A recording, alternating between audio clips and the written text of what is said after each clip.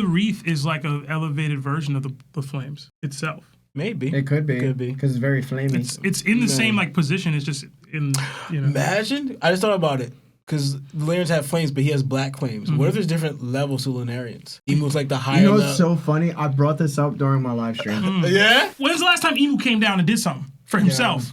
And even when he did it, he's possessing other people. Like, when is the last time this happened where Omen is being able to be utilized? And beyond that, for it to be utilized in this way, he's using it because Sommer's basically lost. So, like, when have we ever been in this situation for Sommers? For him to be like, oh, yes, Omen's here. Like, I'm able to get healed up and whatever. Like, I thought that was kind of wild to me.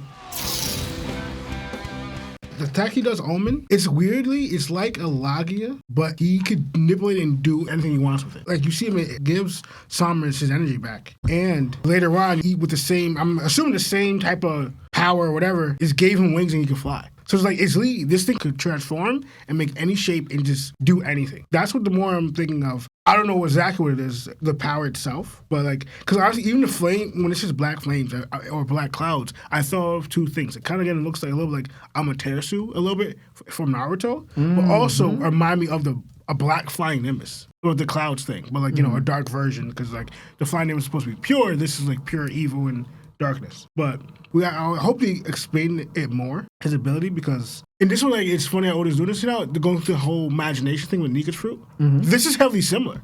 How Luffy could touch things and make it rubber, and he could make his imagination, he made a bat, and do this. Imu's really doing the same way, but with a Logia type of thing. Like, he's making his imagination, all right, give me wings, turn this to that, do this, do that with his ability. Like, even the eyes thing, I don't know how he's doing it, but that's also probably black flames or whatever he's controlling. That's that as well, but he's able to put eyes on it for whatever reason. And it's funny, it's weirdly, I'm seeing, like, in a weird way, like this is the dark Nika, but a different way of him using his ability. Like, if Nika is supposed to be all white with white hair and supposed to be the angel type of thing, he's supposed to be the white hair, dark demon type of thing, but their abilities might be similar in that aspect, because again, it's going off the imagination.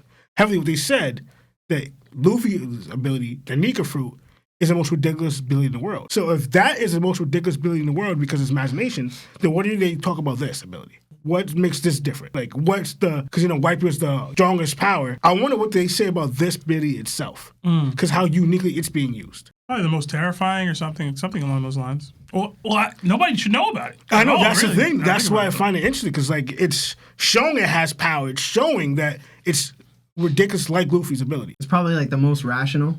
The most rational. Since it can't be the most ridiculous. The wildly practical ability. Convenient. The most sensible.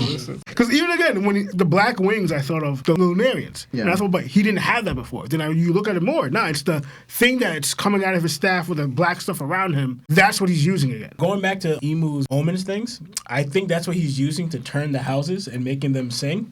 Because as soon as he leaves, the houses go back to normal. So I think now it's like, do they kind of respond to his presence? Like, did he turn it on his presence-wise? Because why would you actively send them out to turn houses into, again, you go to that house, you go to that. I don't think he's doing that. I think they're kind of just on his presence. They're transforming the area around him that he's at. And Imu mentioning, like, this little time, I don't think so, but I wonder, is there a limit in time-wise in this form, or where he's like, or maybe just time away from Marajoa, or maybe he's on a timetable himself, right? Like, yo, I'm trying to get things done, and we spent too much time here, we gotta go. Like, you guys spent too much time here trying to get these kids, past that time, we're out now. Like, It's dookie time at 3.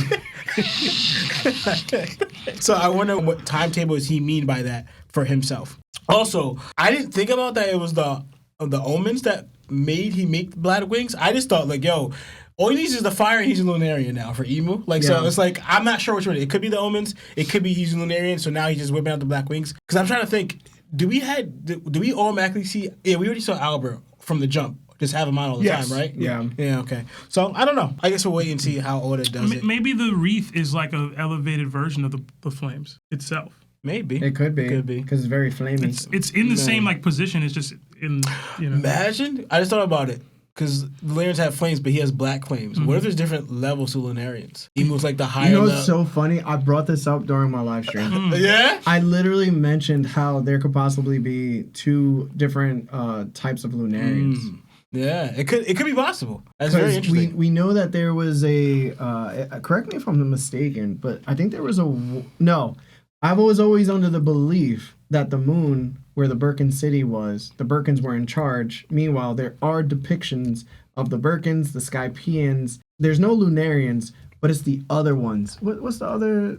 You said the Birkins, though. Birkins, Lunarians, Skypeans. Shandorians? Yes, the Shandorians. I was half-in. Yeah, so the Birkins and the Shandorians are on there with the Birkins as well, right? The Lunarians aren't on there. Mm-hmm. So if the Birkins were in control of the Moon City, that means the other angels, the higher tier of angels, I would say, like the higher society of angels, and we've seen it even in Kuma's kingdom, where the kingdom was like split in half. Yeah. Amongst like the people. So I was thinking too, like that might have been the issue for the Lunarians. And this is probably why like Lunarians were wiped out by Imu. Interesting. It's very possible. Like, Yeah. because he's seeming like to be some type of like, because he looks so much like Lunarian and he has different characteristics, but it's just like different elements of it. So Oda has this, like, one thing I'll say, Oda is really good at mystery. Surrounding people in mystery about it, he's like mastered that art of writing.